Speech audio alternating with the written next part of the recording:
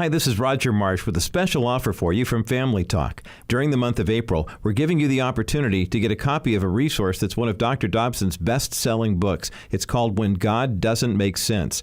Now, this is a resource that will help you hold on to your faith during difficult times, especially when it doesn't seem like God's even hearing your prayer. We'll be happy to send you a copy of Dr. Dobson's book, When God Doesn't Make Sense, as our way of thanking you for your gift of $20 or more to Family Talk right now. Go to drjamesdobson.org to learn more. That's drjamesdobson.org. Hi, everyone. This is Dr. Tim Clinton for Family Talk. Where do you go to receive support and advice for your family? You know, we interact with thousands of people every day through our Facebook page. There you're going to find inspiring advice on what matters most to you. Whether it's marriage or parenting, you can be sure our profile will keep you updated with how your family can succeed. Visit us at facebook.com/Dr. James Dobson's Family Talk. Each day, you're going to find our latest broadcast, helpful resources, inspirational pictures and quotes. Nowhere else are you going to be able to start your day with a thought from Dr. Dobson, as well as a special message before you go to sleep. Remember, you can be sure that every post on our page is created with you and your family in mind. Take time to visit us and become a part of our online community on Facebook, will you? Simply go to facebook.com/Dr. James Dobson's Family Talk. Today on Family Talk. Many grown men today struggle with their identity and purpose for life. The reason being, culture has completely emasculated and demeaned the idea of manhood. Fathers and husbands, in turn, relinquish their leadership roles in their families, and when men abandon this responsibility, it creates a cycle of bewildered boys that could last for generations. Today's edition of Family Talk will deal directly with this growing problem. I'm Roger Marsh, along with your host, child psychologist and best-selling author, Dr. James Dobson. Today we are dusting off a well-liked and appreciated classic conversation featuring Dr. Dobson and author John Eldredge. John is a prolific writer and founder of Ransomed Heart Ministries located in Colorado Springs. John also worked for 10 years alongside Dr. Dobson during his tenure at Focus on the Family. John Eldredge has authored numerous books including Captivating, Outlaw, and Wild at Heart, which will be the focus of today's program. In just a moment, you'll hear their conversation, which explored the damaged soul of men. John talked about the meaning of manhood and shared how he was rejected by his distant father. Here now is Discovering the Abundant Life here on Family Talk, a production of the James Dobson Family Institute. Isaiah, in chapter 61, Jesus says, "I've come to heal the brokenhearted and set the captive free." And it's actually that passage that he quotes when he announces his ministry, after the trial in the wilderness, and he comes into that first moment in the synagogue, and all eyes are on him, and they give him the scroll of Isaiah, and he goes down to what we would call chapter 61, and he says, "Here's why I've come. I really want to heal you, and I want to set you genuinely free, to be my own again." So that's what we do, primarily for men. It all started with men. Giving men back their masculinity, restoring them as men, or being used by God to restore them. What takes place? How do you go about doing that? Yeah, we take men into the deep places of the image of God in them, right? When God created man in his image, he did it male and female, you see. So they have a masculine heart or a masculine soul, right? And that soul has been wounded. And they don't know who they are as men. They are lost. Many of them. You can say that as a generalization. Most of the men who come do not know what it means to be a man. No, they don't. They don't, Jim. And your ministry has been built around trying to salvage what has happened because of that, either in the home or in the community. That's right. Right? That's right. It has been the loss of men. I mean, we have a lot of men walking around, but not real men. Where are they? They are lost and they are wounded. And in some ways, what we've discovered is all a man needs is permission.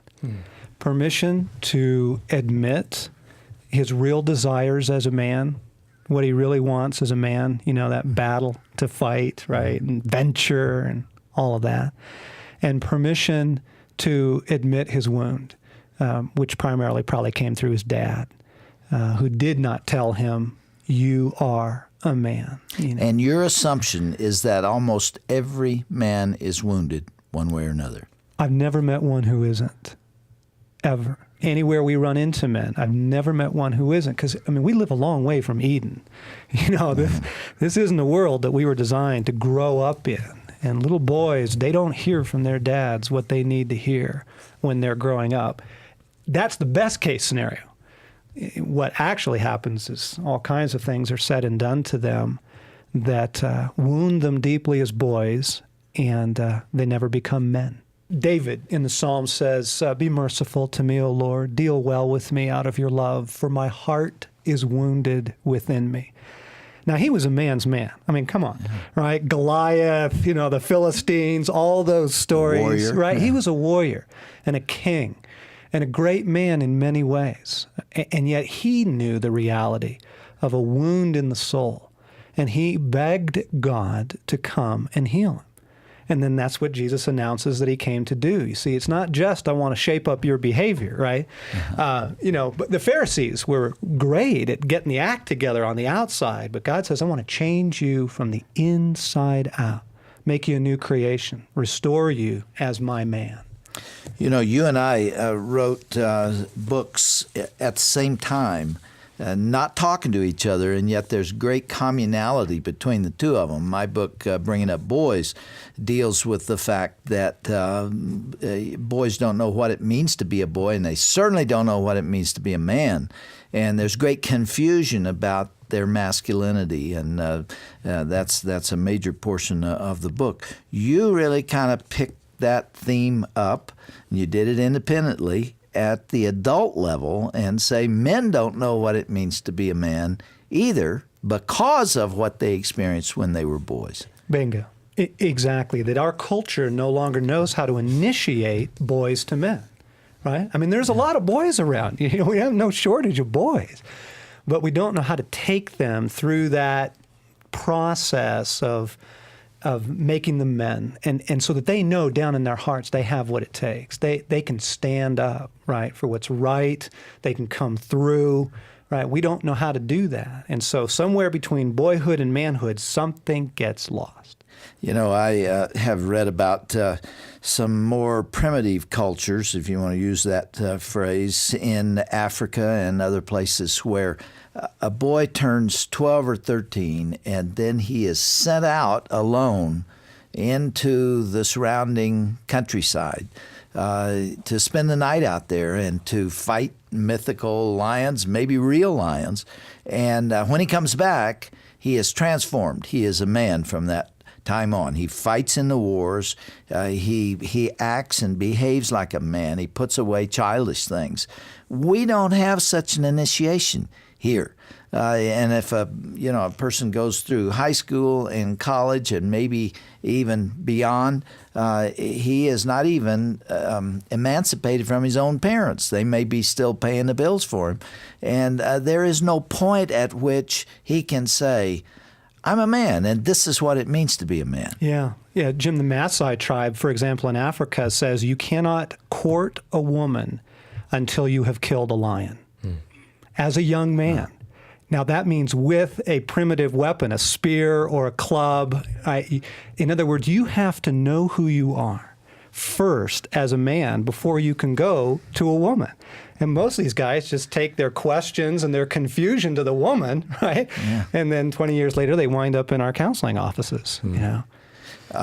You mentioned a minute or two ago that the masculine nature has been denied them, has been robbed. You also said that this wound that occurs frequently comes from the relationship with the father. What is it that fathers do, and what is it that the culture does to emasculate men? Yeah. Let's start with the grounding. Genesis 1, okay?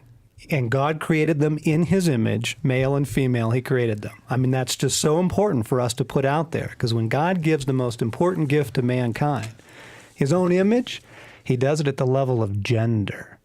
It is either as a man or as a woman that we bear the image of God. And so when you start messing with gender, you're messing with the deepest thing about a person, When a culture is confused about gender, you have a culture in its final stages because they're confused about the most essential things. So look at little boys. What do they want? You know, you give a boy a bike, for example. Is it enough that he learns to ride it? See, he wants adventure. He wants danger. He wants a life of battle, you know, and risk and all of that we see wrapped up in boys, right? They play soldier and cowboy and policeman and all of that. You see that in the heart of a boy. And you don't have to make them want this. You have to let them be who they are. And what you're saying is the culture, and sometimes their mothers, sometimes their fathers, don't allow them to be wild at heart. No, isn't it true? I mean, Mom, bless her heart, she's the incarnation of mercy. Okay? I mean, boys learn and little girls learn tenderness, mercy, unconditional love from Mom. Okay? But Mom's got to let go. And she has to let those boys go with Dad, you see, into the masculine world. They've got to go with Dad to play basketball, to go hunting, to enter into that sort of initiation process with Dad. And here's why. Because every little boy has one question. And just one. This is so simple. Every little boy is asking, do I have what it takes? That whole thing of, look, no hands, right? Or can I jump off the dock into the lake, right? Or can I, make the team? Any of those things, it's always the same question. Do I have what it takes? And he looks to Dad to answer it. Daddy, am I a real man? Do I have what it takes? And the power of the Father to either bless or cripple is just astounding. The rest of that boy's life will be shaped by how his dad answered or did not answer that question. How is the question often answered? In passive fathers, with silence. You see, that was my story. My dad was a good man. And we had some early years together that were just precious to me. He taught me to fish, and we'd spend a lot of time out there in a boat catching nothing, you see. But it was the time with my dad. And that it was his delight in me, that he wanted to be with me, and then showing me how to do it, right? And then he became an alcoholic. And he just went silent. Now, he was not a violent man. He wasn't a mean drunk. He was just gone. And so some men just hear silence, like me, and they have an unanswered question, you see. And they typically become the driven men, right? They overcompensate. They become the hyperachievers or even the town bullies, They try and prove that they're something. They're the guys with the giant tires on their trucks, and they never take them off-road. And you wonder, what is that for? You see, he wants to look like the man, but he doubts very much he is. And then you have the violent fathers, okay? And their stories, those men know what their wounds are, you see. That young man was in my office not too long ago, and 12, 13 years old, his parents were having an argument, and he stepped in to defend Mom. Now, you see, that's what a man is for, okay? That's what he's meant to do. Rise up, defend, protect. He stepped in between his mom and his dad. And his dad looked at him and he said, "You mama's boy." Now he's 28 years old and he's in my office and he says, "That's what I am. I'm a mama's boy." He cannot marry a woman, though he very much wants to, finds himself addicted to pornography. On and on the stories go, right? Because of that violent wound, that blow, that rejection, that name that he was given. You are not a man and never will be. Oh. John, there's so much there. You are saying that this is almost the entire culture. Oh, yes. That everybody has been there. Men especially have been there. Oh, yes. By their inability to find that masculine place. Look at all the issues that you so deeply care about. Divorce and the breakdown of the family, okay? Fatherless children. pornography, abortion, any of the major social issues. You take any of them, and they will find their root in the inability of men to be men, to play the man, to come through. Because they've got that question in their soul, and that question's never had an answer, or it's had a devastating answer. Do you think schools are emasculating boys?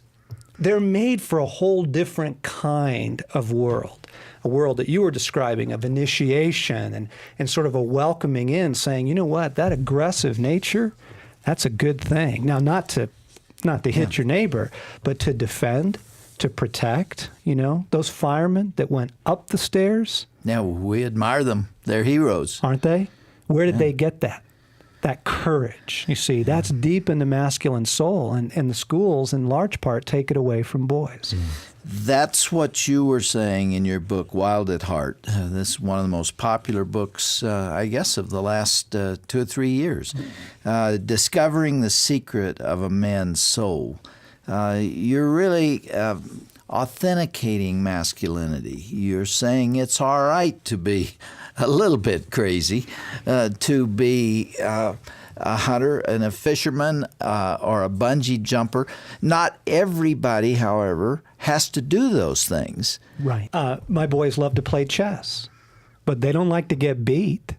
You see, even there, in an intellectual game, a man still wants to win. Right? He wants a battle to fight.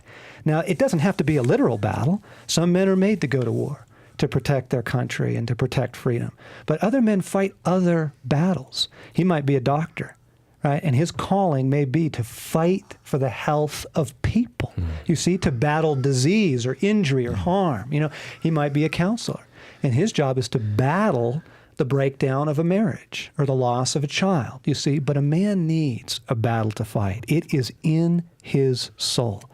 Exodus 15:3, the Lord is a warrior. The Lord is his name. You see, we're made in his image. So whether it's hockey, and I'm not a hockey player. I weigh 135 pounds. I never did college football. I don't have trophies of game animals on my walls, But I want a battle to fight. And I know that I'm made in the image of that warrior God. Something happened for my son Blaine this weekend, and it wasn't a successful hunt. It was 4.5 days in the woods with Dad, keeping up with me over some pretty rough terrain, laughing together, having some meals together, being invited into a masculine world. And he was lit up. And when he came home, he just told story after story to Mom and his brothers. It was a passage. It was part of that initiation where a young boy is brought into the company of men, and he is affirmed, and he is validated as a young man. And the other men that were in our company there would say things like, "Wow, Blaine, you were really something out there today." One of my books was called Straight Talk to Men and Their Wives, mostly Straight Talk to Men. It was written, first edition of it in 1980. It's still out there, and if you get a copy today, you will read there that I said the happiest days of my life were the days that I spent hunting with my dad. And again, it didn't matter if we got anything. It was the two of us out there. I was invited into a grown-up masculine world, and I absolutely loved it. And there were things that took place between my dad and me, the way he related to me there, that didn't happen anyplace else. Yes. And I still look back on those times as just being absolutely precious. See, a man needs to know he's powerful. He needs to know that. He needs to know he's got what it takes when the going gets tough. And you'll watch little boys test that through their whole youth and up into their adolescence, and that whole thing with, adolescent boys and fast cars and, the shoot 'em up movies and that kind of thing. You look at that, that is not psychological disturbance brought on by violent television. They are looking for their masculinity. They're looking to know they're powerful. It has to be controlled, though, doesn't it? It has to be within certain limits. Shaped by the father. Exactly. What we're trying to describe is the question boys are asking. Daddy, do I have it? Do I have what it takes? And the role of the father to answer that question for his son, not just once, but 1,000 times over his youth. And if all you'll do now is just look for it, when he's playing in the yard, when he's building a model airplane, the question will come up. I can't do this. I don't have what it takes. And it's the father's role to step in and say, son, you do. You do. In fact, this is absolutely amazing. Right before Jesus starts his official ministry, okay? He's obviously been in the carpenter shop for years, but he's now going public, okay? And it's those last 3 years. He is baptized by John in the Jordan. He comes up out of the water, and what happens? Well, the dove descends and said, "This is my beloved Son in whom I'm well pleased." And then he is led into the wilderness. You see, if the Father speaks and he validates him, right? I mean, he basically says, Jesus, you are the apple of my eye. You have what it takes. Now, this is amazing. If Jesus needed to hear that, the Son of God needed those words from his Father before he launched into his greatest test of his life. How much more do we need to hear those as men? And those events were back-to-back in his life. Weren't they? The high point of his life, undoubtedly, was hearing those words from God. Absolutely. This is my beloved Son. And straightway, he was led into the low point of his life. And look where the devil attacks him. If you are the Son of God, if you are, 3 times he comes at him, attacking him at his identity. You see, he tries to go after the very blessing that the Father just bestowed. It's really good to have you back, and thank you for what you're doing, and thank you for the insights that you're sharing with regard to masculinity. It's really been interesting to me to read what you've had to say in Wild at Heart, because it is the extension, again, of what I was writing about in bringing up boys and what happens when those needs are not met properly at that point. And they don't go away. They're still there at 30, 40, 50 years of age, aren't they? And the good news is, Jim, is that those questions can be answered. The story is not over. A man doesn't have to live there. He can find from God what he didn't have from his father. Okay, John, thank you for being with us. Great to be here.